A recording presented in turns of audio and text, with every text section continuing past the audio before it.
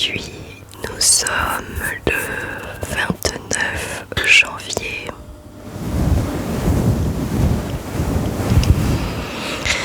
Et aujourd'hui, c'est le Nouvel An chinois.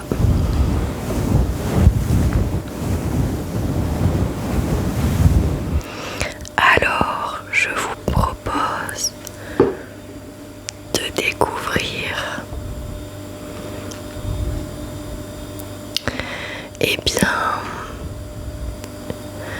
une vidéo sur le Nouvel An chinois, à savoir 10 choses à savoir sur le Nouvel An chinois.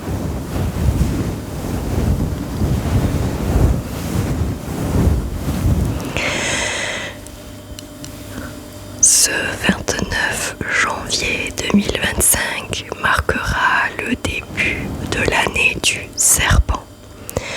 Que représente réellement la fête du printemps dans la culture chinoise et comment la célébrer selon la tradition? Le Nouvel An chinois est un événement unique en son genre. Bien qu'elle ne se déroule techniquement que sur une semaine, déterminée chaque année en fonction du calendrier lunaire, pour de nombreuses personnes, la fête du printemps ou Chungjie atteint plutôt les 42 jours de célébration. Les voyages effectués à cette occasion sont si nombreux qu'ils ont été qualifiés de plus grande migration humaine annuelle dans le monde. La Chine compte en effet 1,4 milliard d'habitants, soit 18,4% de la population mondiale. Et chaque année, près de 3 milliards de personnes traversent le pays pour retourner dans leur ville natale. Voici 10 choses à savoir sur cet immense festival annuel. Une fête aux nombreux noms. Les festivités sont loin de se limiter à la Chine continentale et à Hong Kong. Le Nouvel An lunaire, connu sous le nom de Chungjie ou de fête du printemps, est également largement célébré à Taïwan ainsi que dans toute l'Asie du Sud-Est, dans les territoires à forte population chinoise comme Singapour et la Malaisie. Plusieurs noms lui sont donnés en fonction du pays où elle est célébrée, tels que Seolal en Corée, Tet au Vietnam et Losar au Tibet. Bonne année en mandarin, c'est l'expression Gong Ji Fa Sai qui sera utilisée pour souhaiter ses meilleurs vœux pour la nouvelle année, tandis qu'en cantonais, il faudra plutôt dire Gung Ei Fat Choi. Toutefois, il est tout à fait possible de souhaiter Jing Yan Guai Ye, qui signifie littéralement bonne année. La place des pétards dans la tradition. Autrefois, avant et pendant la fête du printemps, les rues des villes chinoises s'animaient au son des pétards tout au long de la nuit, telle une zone de guerre. Cependant, depuis une vaste campagne de répression contre les feux d'artifice dans les zones urbaines, ces bruits ne se font presque plus entendre que dans les petites villes et les villages. Au moment du Nouvel An, les pétards ont deux fonctions. D'une part, donner une ambiance amusante et festive à la célébration. Et d'autre part, effrayer le monstre lion-dragon, Nian, qui, selon la légende, attaquait autrefois les villageois et dévorait les enfants, mais qui pouvait être repoussé par les bruits sourds produits par ces petites explosions. Les signes du zodiaque chinois. Ce 29 janvier 2025 marquera le début de l'année du serpent. L'astrologie chinoise inclut tous 12 animaux signes qui ont pris bien plus au sérieux que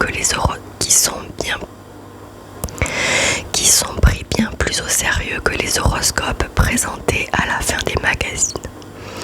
Certains signes, comme celui du dragon, sont convoités par ces créatures car ces créatures sont considérées comme des êtres autoritaires, forts et prospères. Pour cette raison, de nombreux couples cherchent à avoir des enfants pendant les années du dragon, comme 2024. D'autres signes, comme celui du chien, sincère, loyal, indépendant, et du lapin, sensible, modeste, chaleureux, sont quant à eux connus pour leur bon rapport aux autres en faisant de bons partenaires.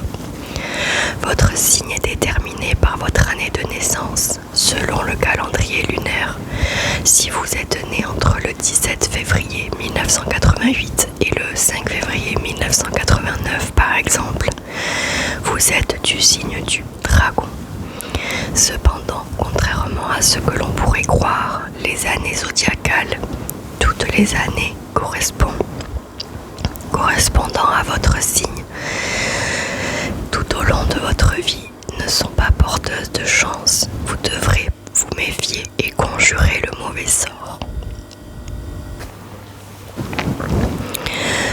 L'omniprésence du rouge dans la culture chinoise traditionnelle et contemporaine. Le rouge symbolise le bonheur et la prospérité. Considérée comme une couleur porte-bonheur, elle est beaucoup portée lors des célébrations afin de garantir un début d'année de bon augure et d'éloigner les mauvaises ondes. Des combinaisons au pull en passant par les pantalons, les écharpes, les chaussettes et les chapeaux, tout est permis. Si vous entrez dans votre année zodiacale, vous devrez porter encore plus de rouge que les autres pour vous protéger du mauvais œil. L'utilité traditionnelle de cette couleur ne s'arrête pas là. En plus d'être effrayé par les bruits forts, le monstre Nian a également peur du rouge. Si vous n'affectionnez pas particulièrement cette couleur, ou si vous souhaitez vous protéger chaque jour de l'année, vous pouvez peut-être vous tourner vers les sous-vêtements rouges. Pour cela, rendez-vous dans n'importe quel grand magasin entre décembre et février.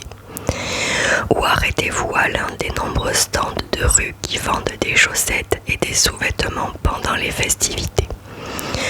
Ainsi, vous aurez l'embarras du choix pour pouvoir porter cette couleur porte-bonheur en toute discrétion. Des décorations pour se porter chance. Si vous vous promenez dans les vieux quartiers de n'importe quelle ville ou campagne chinoise, vous pourrez à coup sûr admirer les fenêtres, les murs et les portes ornées de décorations traditionnelles. Parmi elles, les bandes de papier rouge portant des caractères blancs, comme fut bonne fortune, sont collés en diagonale. Des morceaux de papier rouge collés sur les fenêtres pour être admirés par les passants, mais aussi des bannières rouges présentant des couplets du Nouvel An écrits en caractères dorés. Dans les vieux quartiers, il n'est pas rare non plus de voir d'énormes poissons suspendus à des lignes électriques en train de sécher à côté du linge. Le poisson ou yu est un homonyme de yu qui signifie excédent ou surplus et est un important symbole de prospérité, ainsi qu'un élément incontournable du Nouvel An chinois. Dans les bâtiments publics, tels que les bureaux, les hôtels et les centres commerciaux, les visiteurs pourront admirer des lanternes en papier rouge et des kumquats, plantés comme un symbole de chance et de prospérité. En mandarin, un kumquat est appelé jinju et jin est le mot utilisé pour désigner l'or. Les échanges d'enveloppes rouges. Le hongbao, littéralement paquet rouge, est un élément clé du Nouvel An chinois. L'argent liquide qu'il contient est considéré comme un porte-bonheur traditionnelles sont généralement offertes par les aînés aux jeunes générations, en particulier aux enfants. Cependant, si vous gagnez bien votre vie, il est également bien vu d'en offrir à vos parents et grands-parents à cette période de l'année. Si vous êtes marié, vous devez offrir le Hongbao, mais si vous êtes célibataire, vous en êtes généralement le destinataire. Si vous êtes invité chez quelqu'un pour le nouvel an chinois et que cette personne a des enfants, il sera bien apprécié de mettre un peu d'argent dans le Hongbao.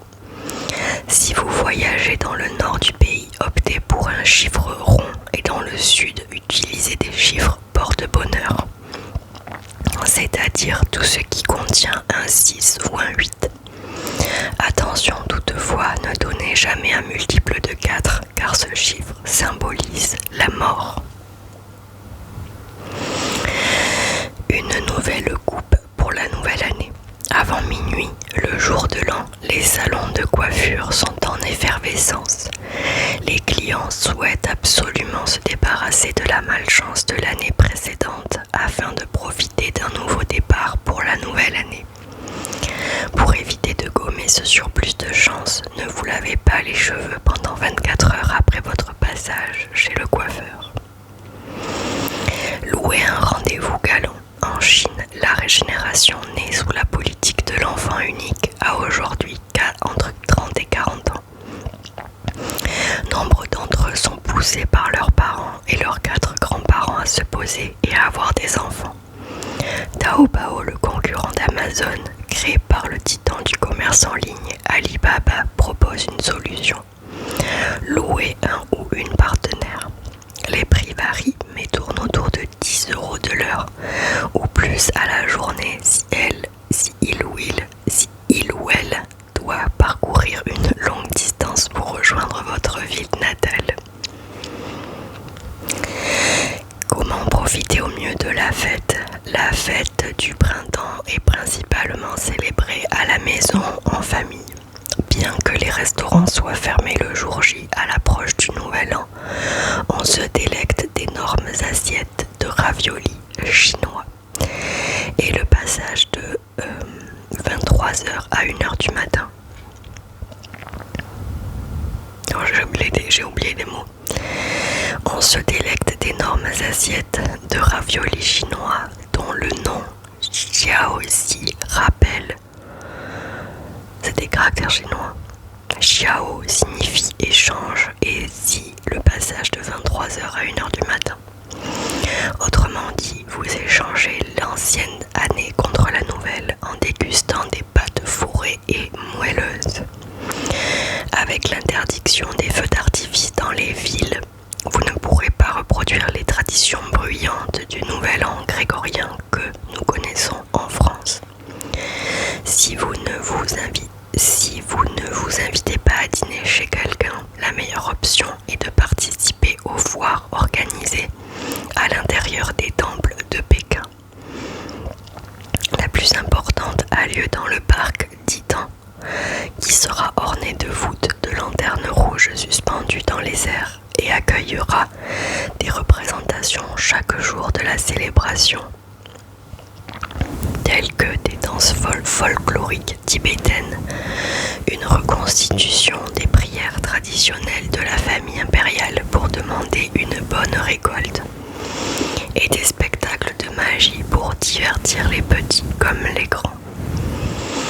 Vous pourrez également trouver des objets artisanaux à la vente, ainsi que des encas comme le Nian Gao, un gâteau de riz gluant, et le Jiao Quan, un beignet savoureux à tremper dans le Doujiang, du lait de soja frais.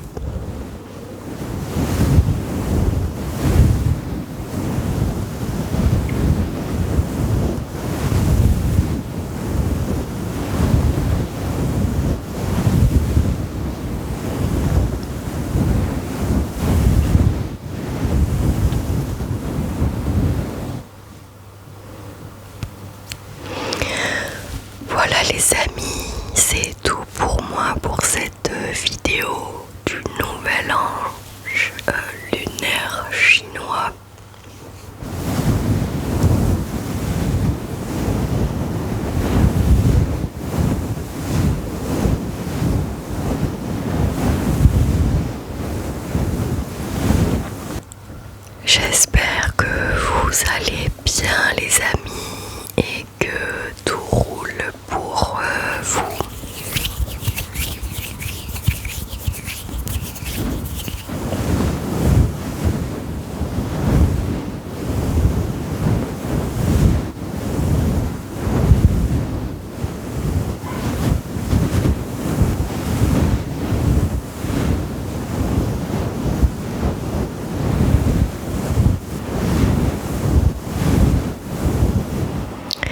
Je vous fais de très gros bisous. Je vous dis à très vite. Prenez bien soin de vous. Buvez beaucoup d'eau. Soyez heureux. Et quant à moi, je vous retrouve très bientôt dans une prochaine vidéo.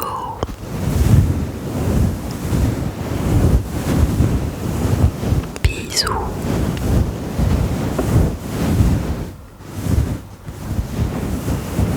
Bisous, bisous, bisous.